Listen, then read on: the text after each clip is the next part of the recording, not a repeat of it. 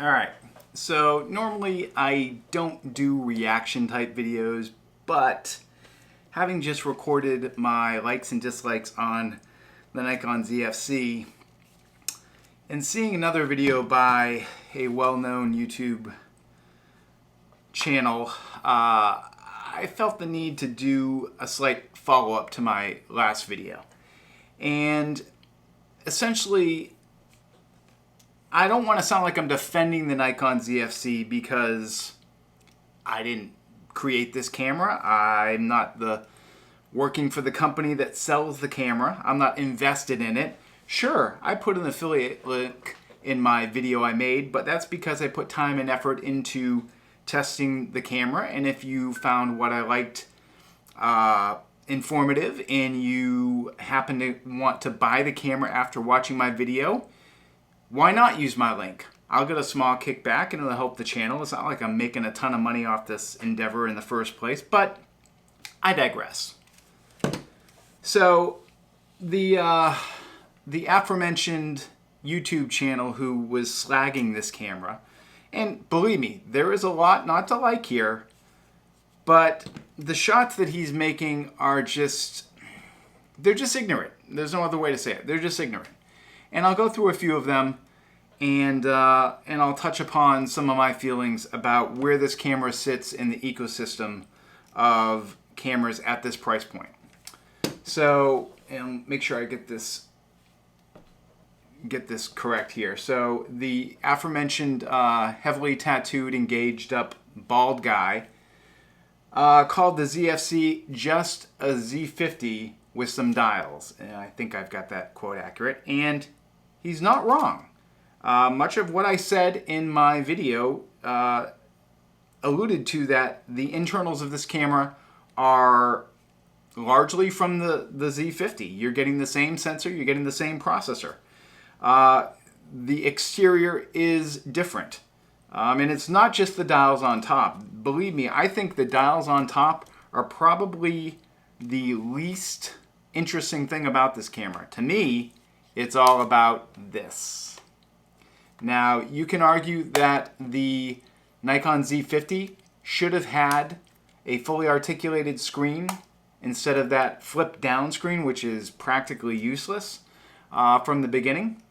And that's a fair argument to make. But the fact is, it doesn't, and this does have the articulating screen. And that's not it. That's not the only thing. There's also USB-C.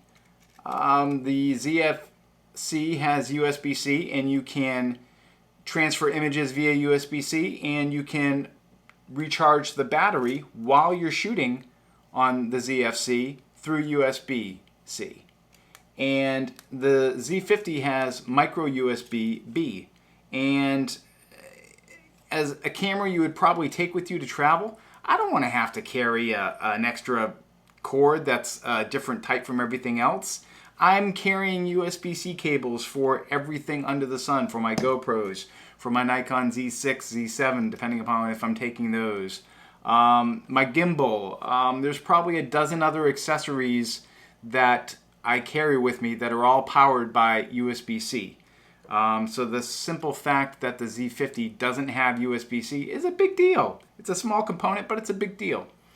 And as I mentioned in my video, there were a few other firmware related things that Nikon could bring to the Z50, but they probably won't. And those are largely related to the autofocus speed, especially in video. This thing and its IAF in video is great. It's probably, as I mentioned in my last video, probably the best Nikon autofocus system I've used. Now, I haven't used the firmware upgraded Z6 II or Z7 II, and I hear those are pretty good. But wow, this is on par with the Sony A7C, which I'm using to record this video. So that's not nothing. And finally, there's the price. Yeah, it's largely a Nikon Z50, but it's only $100 more. And the three things I rattled off, the USB-C, the updated body, and the fully articulating screen, those alone I would pay a $100 premium for. So, you know, to say it's a Nikon Z50 with some dials is really just ignorant. No other way to say it. It's ignorant. The other claim that this person made was that you would be better off getting a Fuji X-T3. Now, first of all, I love the Fuji X-T3. I've owned the Fuji X-T3, and the Fuji X-T3 in 2021 is still a great camera. And, you know, that's probably why Fuji is still selling it. But this costs $950 for the body. The Fuji X-T3 costs $1199. So you're talking $250 premium over the ZFC for the Fuji X-T3. Now, you may look at the X-T3 and say it's well worth that $250, and I don't think you'd be wrong. There's a lot of good things in the X-T3 that this just doesn't offer. But if you're in the Nikon ecosystem already and you say own a Z6 or you own a Nikon DSLR and you buy a FTZ adapter with this camera, you have the ability to use all those Nikon lenses, and that's really something you don't have with the Fuji system if you buy one of the Fuji cameras, the X-T3. So it's not an apples to apples comparison. Now there are several cameras I think that are more directly aligned with this camera in price, and I'm going to talk about those and how they compare and how they might be better in some ways and they might be worse in some ways. So the first I'm going to talk about is, as I mentioned, the Z50. You can find the Z50 for I think $100 less list, but you can get it as a refurb, or you can buy it used and save yourself up to $200, $300 for the body alone. I've seen the Z50 body going for about $600 as a refurb on eBay. And if you don't care about the fully articulated screen and you don't care about the dials, by all means, get it. It's a great little camera, especially, as I mentioned, if you're already in the Nikon ecosystem.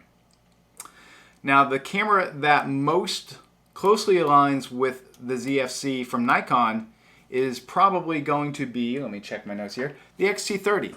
The X-T30 is about $800, so it's $150 less comparing bodies to bodies, and has a lot of the same feature set. It's a little bit smaller, but again, you don't get the fully articulated screen. You get the flip up, flip down screen, and you get a limit on your video length.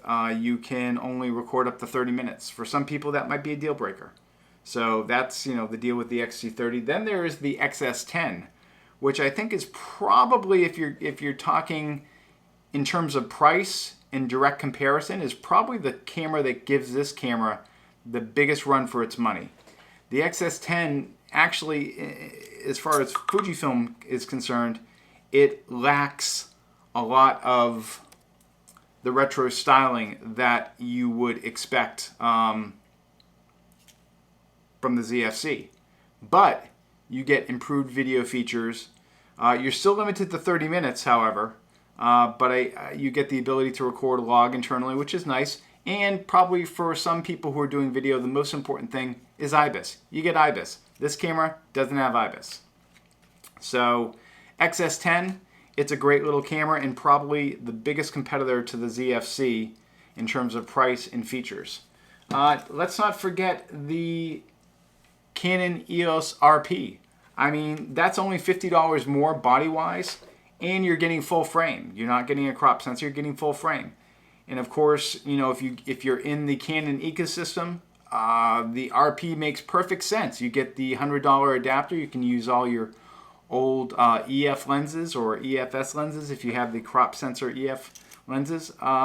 The Canon RP sensor is 6 megapixels more than this. It's 26 versus 20. There's some complaints about that system and that you get, or that camera, and that the dynamic range isn't all that great. I've seen pictures and they look great, so I don't think that's a big deal. But it is a great option and great alternative to the Nikon ZFC. You don't get any retro styling, but you do get a fully articulated screen. However, you do get a real serious crop in 4K if you're recording 4K video. You're getting, I believe it's a 1.6 crop, or it might even be up to 1.875.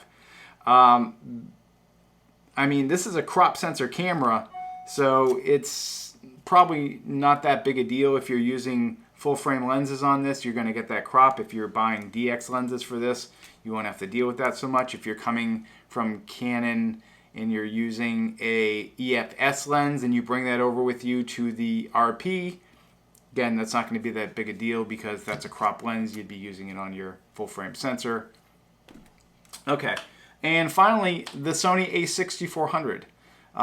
That camera is about $50 more for the body, and it's a bit old. I believe it's rumored to be replaced by the, I'm not sure what the model name is going to be, but there's supposed to be a new model coming out to replace that camera very soon. But in terms of video, I think the A64 is probably the best option in this price range. But stills-wise, it's kind of a mixed bag, especially if you shoot with Nikon already.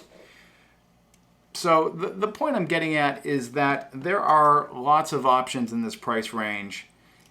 This is more than just a Z50 with some dials, and yet at the same time, it is a Z50 with some dials. And you know, use what you like. It's really, it comes down to that. You don't have to not like something and go on YouTube and just call everybody who likes it an idiot, or I don't know if he actually said that. I'm not even sure if I got fully through his entire video. He took the mic off and it was kind of silly. But use what you like. At this price point, this is a great option. Is it the only great option at this price point? No, of course not. There are lots of other options at this price point. Depending upon what you want this camera to do, some might be better, some might be not as good. It's all up to you. Do your research and then buy what you like. And I'll leave it at that. And I hope you'll have a great day. And yes, if you haven't subscribed, subscribe. I'd love to have new subscribers. I'm not going to grovel for it. Well, maybe a little. All right, that's it for me. Ted out.